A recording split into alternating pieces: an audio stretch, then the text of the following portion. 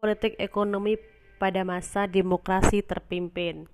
Jadi yang namanya demokrasi itu ada beberapa macam, demokrasi liberal, demokrasi terpimpin, dan juga nanti di semester 2 kita juga akan membahas tentang politik-politik yang lain di Indonesia, seperti pada masa Orde Baru dan pada masa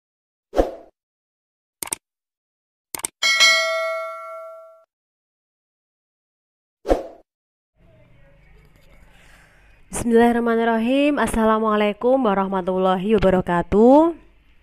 Alhamdulillah, dengan suasana pandemi corona ini kita bisa bertatap muka walaupun hanya lewat layar kaca ya. Kita harus tetap mensyukuri itu karena kita diberi kesehatan dan kelancaran dalam beraktivitas. Baik, untuk kelas 12 tentu sudah tidak asing lagi dengan saya. Saya adalah pengampu mata pelajaran sejarah Indonesia kelas 10, 11, dan 12. Sebelum menginjak materi, saya persilahkan untuk anak-anak mengawali daring pada pagi hari ini dengan bacaan basmalah. Bismillahirrahmanirrahim. Semoga ilmu yang kita serap pada pagi hari ini bermanfaat dan membawa kebaikan pada kita semua. Langsung saja, saya ingin memaparkan sedikit materi-materi yang akan kita bahas pada semester 1. Jadi mungkin di kelas 10 kemarin kita sudah membahas tentang manusia purba atau masa-masa praaksara, kerajaan-kerajaan di Indonesia. Terus kelas 11 kemarin kita sudah belajar tentang kolonialisme, penjajahan Belanda dan lain-lain. Di kelas 12 ini kita membahas tentang yang pertama, perjuangan bangsa Indonesia dalam menghadapi ancaman disintegrasi bangsa. Jadi apa saja ancaman disintegrasi bangsa tersebut? Nanti akan saya bahas di pembahasan materi bab pertama.